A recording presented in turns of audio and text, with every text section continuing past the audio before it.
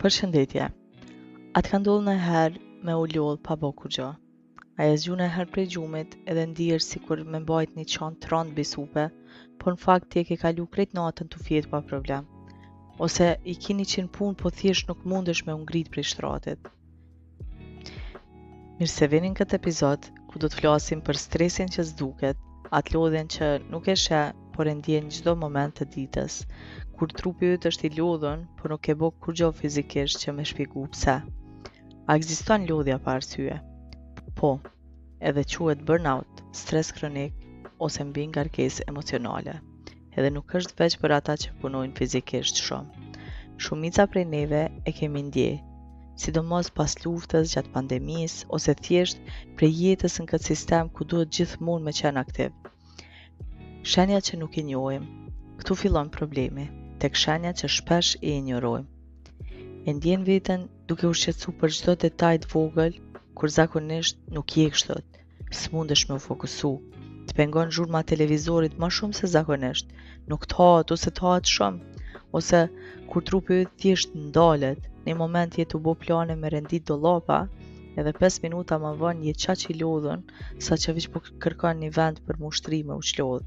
Edhe shpesh ndodh që ndihesh sikur nuk je me të vërtetë aty, edhe kur je me njerëz të tu. Sikur je i ulur me shokun në kafe, po mendja jote është në punë, problemet e ditës, thjesht mendja jote është gjithmonë diku tjetër. Këto nuk janë veç nerva, janë thirrjet që trupi po i bën për ndihmë. E pse nuk flasim për këto në Kosovë? Në kulturën tonë, shumë herë na është thonë, kjo është veç fazë kalimtare. Pse po ankohesh kur i ki krejt senet? Çka po të vyn mjeku a psikologu, merr pushim, ha diçka të mirë, shkon prevall. Po stresi nuk shërohet me shëtitje. Ka nevojë me u pranu, me u kuptu edhe me u trajtu.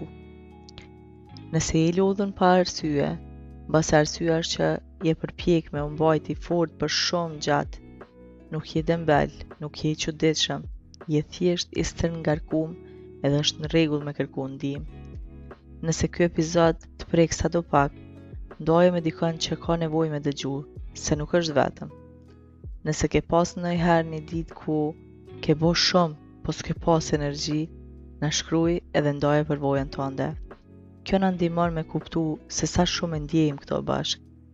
Faleminderit që dëgjut, na ndiqni edhe në TikTok për më shumë biseda reale, nga lodhja mendore e deri te dashuria, trauma e familjes, e shpresa që gjithmonë mbetet e gjallë.